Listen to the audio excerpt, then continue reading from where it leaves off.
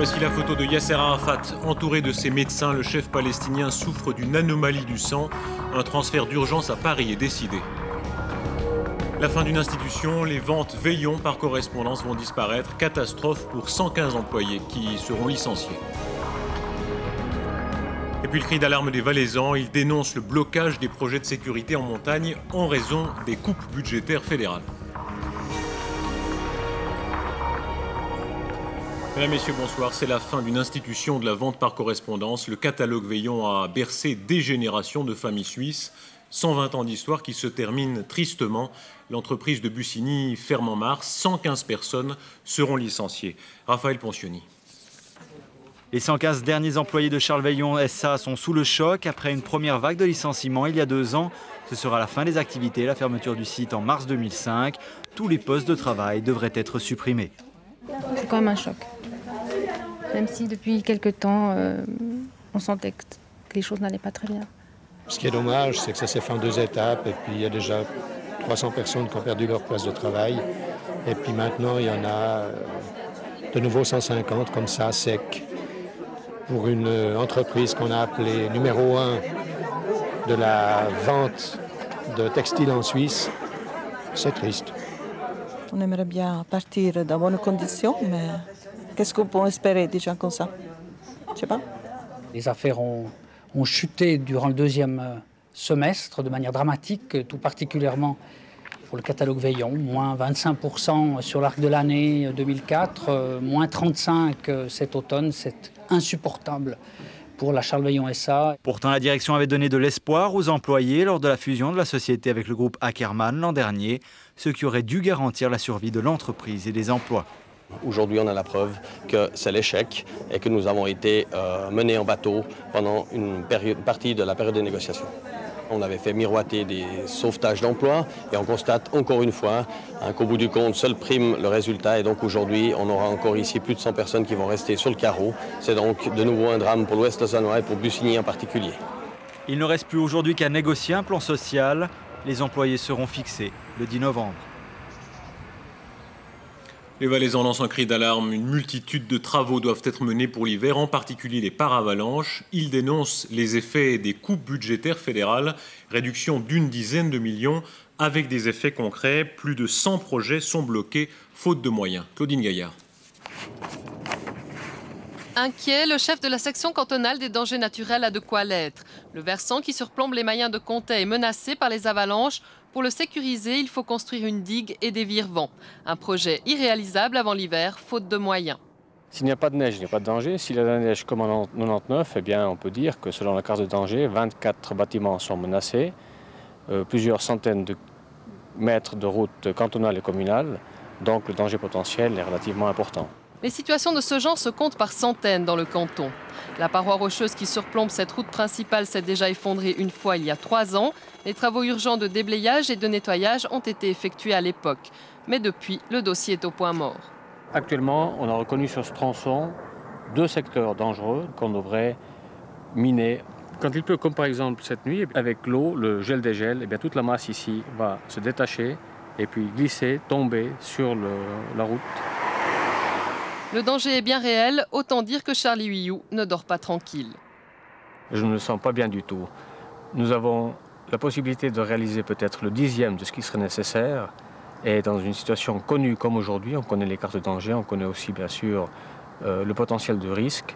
Donc nous savons que nous ne faisons pas notre travail. Souci identique pour les chercheurs chargés d'étudier les phénomènes naturels afin d'établir des cartes de danger. Sur ce site expérimental, une nouvelle installation qui permettra de mesurer la pression des avalanches. Des données qui ne serviront à rien si elles ne sont pas analysées. Mettre des appareils, c'est bien, mais il faut aussi pouvoir interpréter ces mesures. Et ça demande beaucoup de temps et on a besoin de personnel. C'est clair que si on diminue le budget, on aura une limitation de personnel, ça nous posera problème.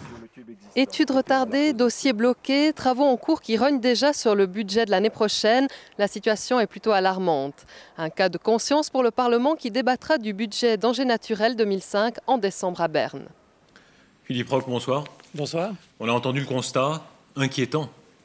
Oui, je trouve que Charles Huillou fait bien son travail en tirant la sonnette d'alarme. Sur les chiffres, on ne va pas faire une bataille de chiffres, mais enfin, vous reconnaissez l'ampleur des réductions qui ont eu lieu. Bien sûr, dans ce domaine des dangers naturels, le Parlement a coupé 20% des moyens disponibles sur l'ensemble de la Confédération.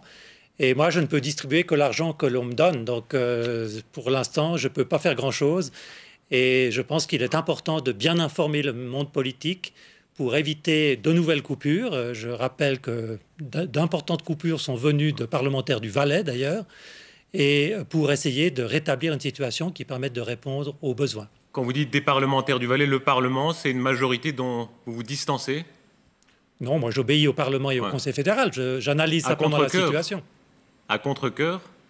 Ah oui, bien sûr. Je suis conscient que dans ces domaines-là, il faudrait davantage de moyens, de même d'ailleurs que dans la gestion des forêts protectrices qui jouent le même rôle de protection vis-à-vis des dangers naturels, à des coûts d'ailleurs bien inférieurs que les paravalanches. Philippe Roch, au-delà des chiffres, au-delà du rationnel, si demain il y a un accident majeur, des morts, et qu'on fait le lien avec ces réductions, de fait, vous serez mal. Ah, bien sûr que je serai mal. Je ne serai pas responsable juridiquement, si vous voulez, parce qu'encore une fois, je ne peux distribuer que l'argent que l'on me donne. Mais dans ce sens, j'apprécie beaucoup les signaux d'alarme qui sont donnés, parce que je crois qu'il faut informer correctement la population et les politiciens sur la réalité de la situation. On connaît, on sent vos opinions. On n'arrive pas là aux limites de l'exercice. On vous sent presque plus proche du contestataire Charlie Vuillou que de M. Merz ou de la Confédération. J'ai joué mon rôle tout à fait loyalement vis-à-vis de mes chefs du Conseil fédéral dans toute cette affaire, mais j'ai aussi la responsabilité de mettre en évidence là où il peut y avoir des dangers pour les installations et surtout pour les êtres humains. Philippe Roch, merci. Merci. Les événements se précipitent autour de Yasser Arafat. Il y a une dizaine de minutes seulement, Paris confirme qu'un avion transportera Yasser Arafat dans la capitale française pour qu'il y soit soigné.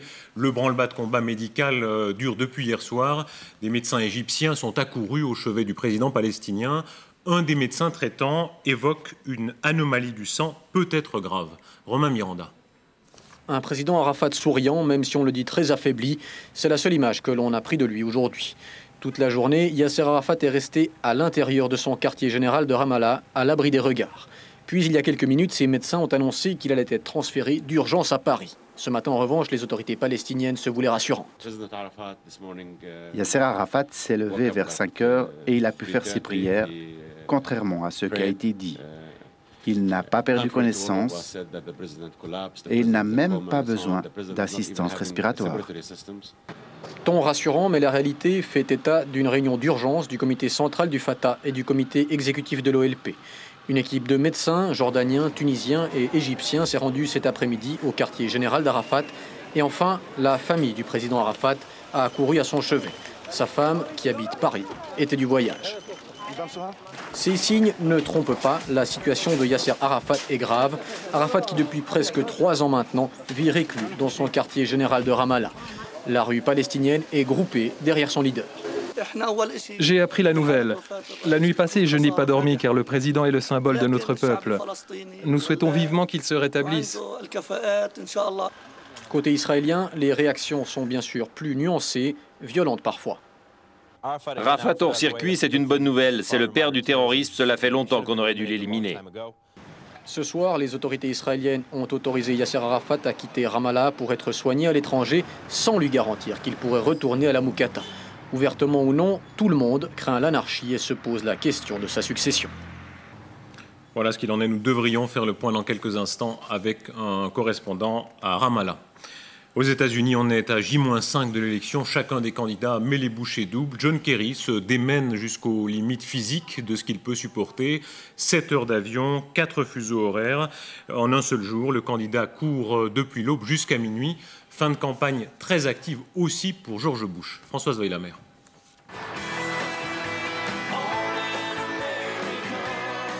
Premier arrêt dans les campagnes de Pennsylvanie. Depuis plus de 2 heures, une foule surchauffée attend son idole. George Bush fait sa première apparition du jour. Tout ici est mis en scène pour attendrir, émouvoir, créer un lien émotionnel entre le candidat et ses fidèles dans cette Amérique rurale qui place les valeurs religieuses et familiales au-dessus de tout. Voilà peut-être le plus important. En me réalisant, Laura sera la First Lady 4 ans de plus. Pas de place ici pour la contestation, un manifestant est rapidement expulsé. Deuxième étape, l'Ohio avec juste derrière le président la guest star du jour. Un sénateur démocrate tout acquis à George Bush et dont l'exemple est mis en valeur. Le choix est clair. Quel homme protégerait mieux nos familles contre les terroristes? À mes amis républicains, à vous les démocrates éclairés, à vous les indépendants, je vous demande de voter pour moi. Nouvelle étape, en Ohio toujours, un État âprement disputé par les deux camps. En 2000, George Bush l'avait tout juste emporté et il est ici pour rappeler que, contrairement à John Kerry, il est un leader en qui les Américains peuvent avoir confiance. Le sénateur dénigre les actions de nos troupes au combat sans connaître les faits. Et un candidat politique qui tire des conclusions sans connaître les faits n'est pas l'homme qu'il vous faut comme commandant en chef des armées. Dernier acte de cette journée frénétique, une incursion en terre démocrate. George Bush est ici au Michigan pour vendre ses valeurs conservatrices et surtout pour mettre un peu plus de pression sur son rival. Le vote se jouera notamment en Floride. C'est un des États clés où tout le monde essaie de séduire, par exemple, les hispaniques. George Bush a souvent un petit mot en langue espagnole pour plaire à cette catégorie. Les républicains comptent surtout sur la communauté cubaine. Envoyés spéciaux, Jean-Philippe Chalère et Claude Pelot.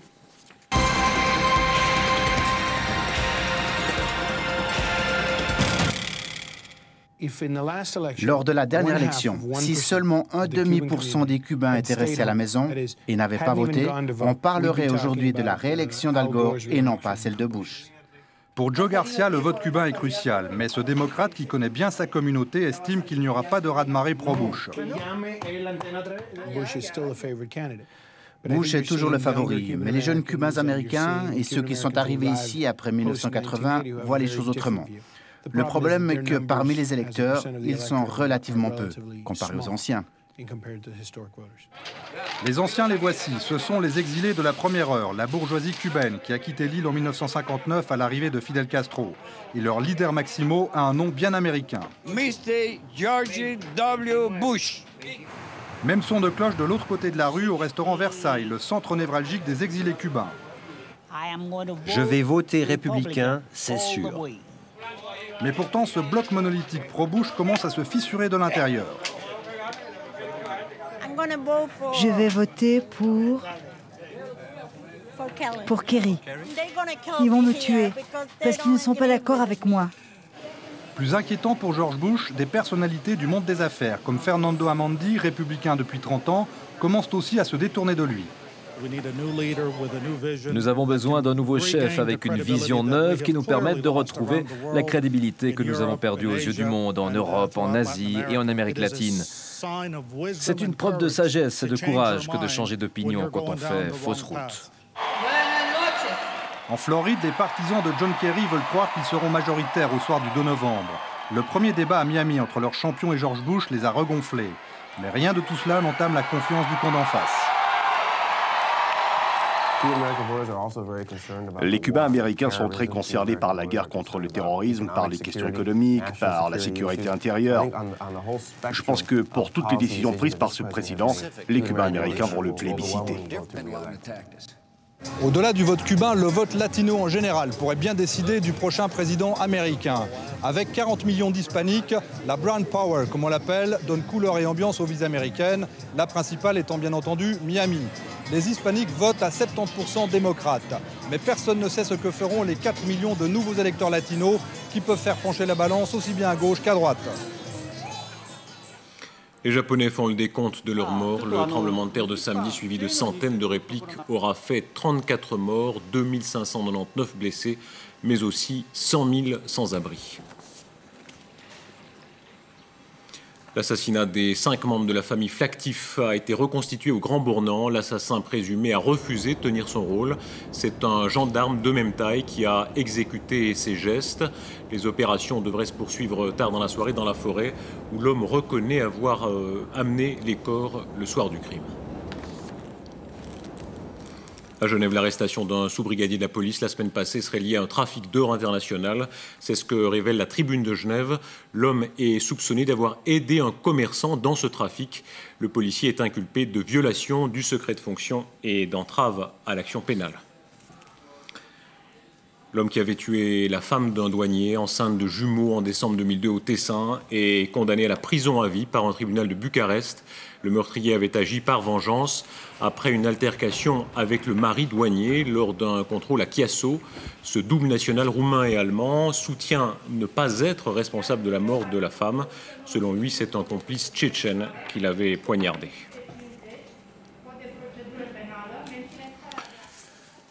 Et nous allons nous rendre à l'instant à Ramallah où nous retrouvons Ilan Halevi. Au moment où on le disait en début de ce journal, la nouvelle est tombée que Yasser Arafat sera transféré à Paris pour être soigné. Monsieur Halevi, bonsoir. Est-ce que Monsieur Halevi m'entend? Alors apparemment pas. Nous allons y revenir un peu plus tard dans ce journal. Et en attendant, nous revenons aux nouvelles en Suisse. En l'occurrence, ce rapport de l'OCDE. Notre rapport n'aurait pas la fibre assez familiale, selon cet organisme. Un rapport critique la politique de la Suisse, manque de crèches, dépenses publiques insuffisantes et une fiscalité qui n'incite pas assez à faire des enfants. Olivier Tornet. Pas facile de concilier travail et vie de famille selon ce rapport. Entouré de Pascal Couchepin et Joseph Dice, la déléguée de l'OCDE a soulevé point par point les lacunes suisses. Manque de crèches, fiscalité défavorable, horaires scolaires mal adaptés, la Suisse fait figure de mauvais élève.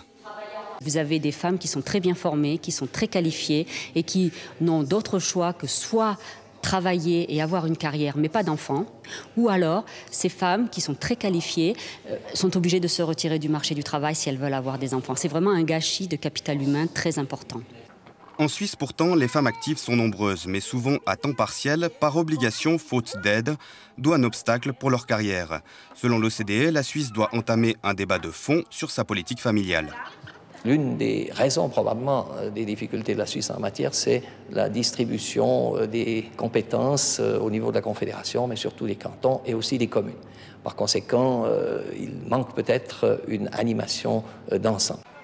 Le fédéralisme et ses différents systèmes, justement, un des problèmes soulevés qui empêche une politique engagée et cohérente pour les familles. On voit que les cantons, les partis politiques sont tous préoccupés par ces questions. Donc ça bouge. Ça bouge à la manière suisse, de manière non spectaculaire, mais ça bouge de manière assez efficace. Reste qu'un changement rapide et primordial selon l'OCDE. Un chiffre encore, 4 femmes sur 10 en Suisse ayant une formation supérieure ne font pas d'enfants. Nouvel épisode pour le Stade de Genève. Une année d'enquête a pris fin. On le sait maintenant, le stade aura coûté 120 millions et il faut encore 20 millions pour les factures et les taxes impayées. Claudio Zamperini, Jean-François Houga. Devisé à 64 millions de francs en 1997, le Stade de Genève a vu sa facture finale grimper à 120 millions.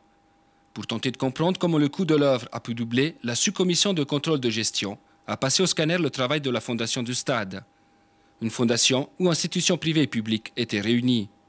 Premier constat, les dysfonctionnements et les lacunes de la gestion du projet étaient manifestes. Il croyait que c'est un projet privé. Donc il manquait un pilote dans l'avion, puisque chacun participait au projet pour défendre ses propres intérêts, mais pas pour être copropriétaire ou co-responsable d'un projet collectif. Si une bonne partie des surcoûts était justifiée, le rapport souligne qu'au sein de la Fondation, certains membres ont agi avec légèreté. Les rapporteurs stigmatisent aussi l'attitude de la ville de Genève, partenaire de la Fondation. La ville de Genève est arrivée au début, elle est quand même responsable. Initialement, le Stade des Charmilles était sur son territoire, elle est responsable politique sportive. Mais on a donné 3 millions, elle a même été bénéficiaire en termes d'échange de terrain, si on regarde ce qu'elle a reçu et ce qu'elle a donné. Et en plus, elle est sortie du Conseil Fondation à un moment donné en 2003. Donc il y avait un état d'esprit qui consistait à dire chacun, je surveille mon histoire et si ça ne me plaît pas, je m'en vais. L'ancien président de la Fondation du Stade, M. Ediger, n'a pas souhaité s'exprimer. Sur le plan financier, le rapport estime qu'il manque 20 millions de francs pour faire face aux factures et taxes impayées. Effectivement, l'ardoise, elle est conséquente. Donc le grand paradoxe de ce dossier, c'est que c'est un des stades les moins chers d'Europe, si on calcule le prix à la place, mais qu'il y a quand même encore une ardoise par rapport au prix articulé à l'époque. Quant aux contribuables genevois, ils vont encore passer à la caisse. En prévision des championnats d'Europe en 2008, des travaux d'aménagement supplémentaires sont prévus. De quoi leur dire encore la facture finale. Et on vient à l'événement du jour, on le disait en début de journal, Yasser Arafat sera transféré d'urgence à Paris en raison d'une anomalie du sang qui a été diagnostiquée par ses médecins. On retrouve à Ramallah Ilana Lévy, bonsoir. Bonsoir. Comment l'événement ce soir est ressenti par les Palestiniens? Écoutez, dans l'ensemble, les Palestiniens qui espèrent que le président va guérir voient dans son transfert possible à Paris dans la nuit ou demain matin le signe que son état n'est pas désespéré et qu'il est soignable. Donc ils y voient un signe d'espoir. Pour nous journalistes, c'était frappant il y a 15 ans déjà, quand on allait interviewer Yasser Arafat à Tunis, de voir cet homme confiné dans un appartement aveugle, se demander comment il tenait en termes de santé. Aujourd'hui, qu'il est enfermé à la Moukata depuis plusieurs années, ça s'est empiré, c'est une des causes. Oui, il n'y a aucun doute qu'à son âge, avec la santé fragile qu'il a, parce qu'il avait des problèmes neurologiques qui demandaient une médication constante déjà depuis des années, et avec l'ensemble des pressions, les conditions d'insalubrité, d'absence complète de santé physique dans cette assignation à résidence forcée dans la Moukata depuis 3 ans, n'ont qu'aggravé sa situation. Vous savez, il y a eu un problème il a eu plusieurs petits incidents à chaque fois qu'il sortait un peu prendre l'air, tellement il n'avait plus l'habitude de faire de l'exercice ou même de voir la lumière ou de respirer une atmosphère normale. On avait mis dans son bureau des appareils à oxygène déjà depuis longtemps. Ce soir, quoi qu'il arrive, la question de la succession est rappelée. Est-ce que pour les Palestiniens, c'est un enjeu fort que cette succession puisse avoir lieu de manière paisible?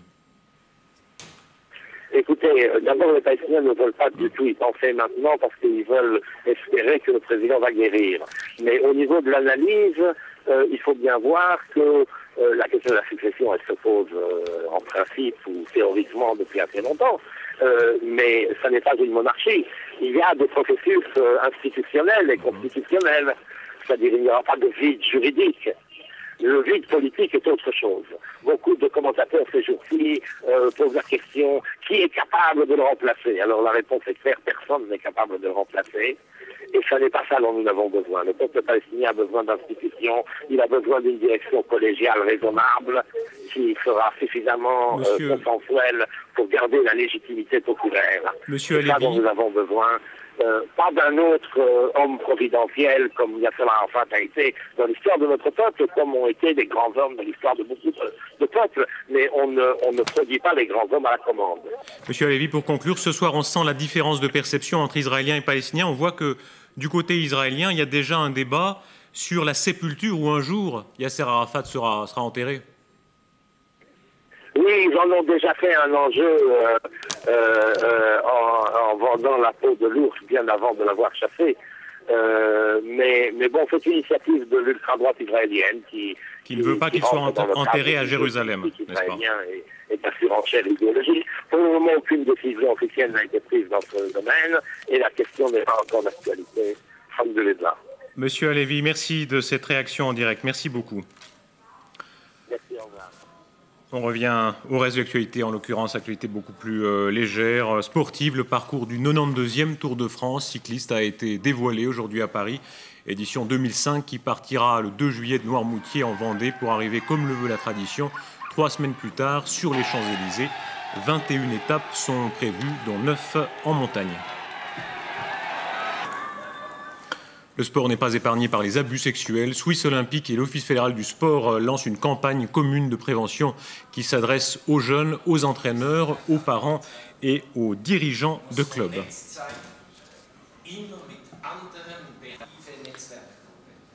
Au Swiss Indoors de Bâle, le Saint-Gallois Ivo Heuberger a été sorti du deuxième tour par le Tchèque Bodan Ulirac par 6-1, 6-4. Les derniers espoirs helvétiques reposent maintenant sur Marco Chiudinelli. Match à suivre dès 20h sur TSR2. Montreux Vevey Tourisme veut attirer les touristes alémaniques sur la Riviera vaudoise. Opération de charme originale. Un village vaudois est installé en plein cœur de Zurich. Marie Abbé. Pas d'odeur de pain d'épices, juste un avant-goût du plus grand marché de Noël de Suisse, celui de Montreux. Pourtant, nous ne sommes pas sur les bords du Léman, mais dans un village vaudois créé de toutes pièces pour dire bonjour Zurich. On veut montrer déjà la Riviera vaudoise avec ses palmiers et son lac Léman, et surtout le nouveau concept qu'on développe, qui est le monde magique du Père Noël, avec son bureau au Rocher de Nez à 2000 mètres d'altitude, dans la neige on espère, et un atelier de jouets sur la place du marché. Dans ce village de 120 mètres carrés, la gastronomie tient une place importante. Il s'agit de promouvoir les produits du terroir, mais aussi l'hôtellerie, l'aquapark ou le futur musée Charlie Chaplin. Bref, toutes les facettes de la Riviera vaudoise. Et le concept fait mouche, les Zurichois sont séduits. Bonjour les Romans. Bonjour les Romans. C'est super, c'est vraiment nécessaire d'introduire quelques régions dans les autres parties de la Suisse. Je trouve que c'est une bonne idée. Vevey Montreux Tourisme et ses partenaires ont investi 100 000 francs pour toucher directement le grand public. Et ça, c'est une première. Aujourd'hui, 37% de leur chiffre d'affaires est déjà généré par des clients alémaniques. Pour nous, c'est vraiment un objectif pour les prochains 3 ans, de tout le temps avoir une présence dans la presse alémanique, voilà, en organisant des events comme celui-ci, Bonjour Zurich, pour dire voilà, on vous attend. Les Zurichois auront jusqu'à samedi pour visiter ce petit village d'irréductibles vaudois. Voilà, puis percussions d'un autre genre, les percussions japonaises arrivent en Suisse romande. Le groupe Taikosa donne des représentations spectaculaires. Reportage de Peter Berny et André Tomaszewski. Ça, c'est un taiko. Un grand tambour qui pèse plus de 100 kilos. Jadis, il était joué durant les guerres pour encourager les soldats. Aujourd'hui, cet art s'est exporté hors du Japon et connaît un succès mondial. Taikosa est l'un des groupes les plus représentatifs de cette musique ancestrale. Pourtant, surprise, le fondateur de cette troupe n'est pas japonais, Marco Linard est suisse, originaire de la région biennoise. Au début, c'était un peu par hasard que je suis allé au Japon. C'était un échange culturel je suis allé au Japon en 81. Et pendant cet échange culturel, j'ai rencontré un groupe de taiko et je me suis dit que c'était très intéressant. Je me suis dit je vais essayer de les joindre pendant quelques semaines. Et ces semaines se sont tournées en 15 à 17 ans. Le taiko intègre également une technique corporelle proche des arts martiaux. C'est de la musique un peu de temple shinto. Donc les mouvements sont un peu comme les danses folkloriques japonaises. Donc il y a beaucoup de mouvements de journaliers, donc par exemple couper du bois, etc. Taikosa se produit demain soir à Nyon à l'usine à gaz et la semaine prochaine à Berne, Port-Rentruy, Neuchâtel, Puy et Genève. 皆さんに来てほしいのは素晴らしい太鼓と踊りと琴と尺八を聴いてもらいたいので。Pour ceux qui n'auraient pas tout compris, voici la traduction. Il faut absolument venir voir cet art superbe. Il y aura de la danse, des flûtes, bref, ce sera vraiment fantastique. La Lune a disparu aux petites heures du matin. Elle est passée dans l'ombre de la Terre. Éclipse lunaire bien visible, notamment au Mexique. Il faudra attendre mars 2007 pour observer à nouveau le phénomène.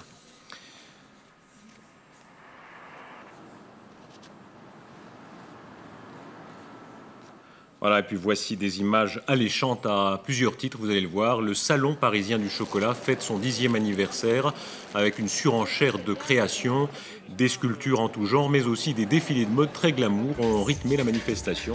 Occasion de rappeler que nous autres Suisses restons les champions du chocolat. Avec ce chiffre incroyable, nous mangeons en moyenne 11,5 kg de chocolat par an, ce qui fait presque 1 kg par mois.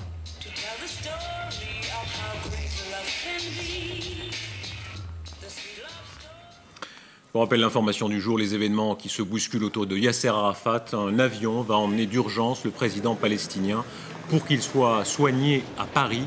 Une anomalie dans le sang a été diagnostiquée. Il va de soi que nous suivrons cette actualité dans les prochaines heures. Rendez-vous tout d'abord au 22h30. Très belle soirée à toutes et à tous. À bientôt.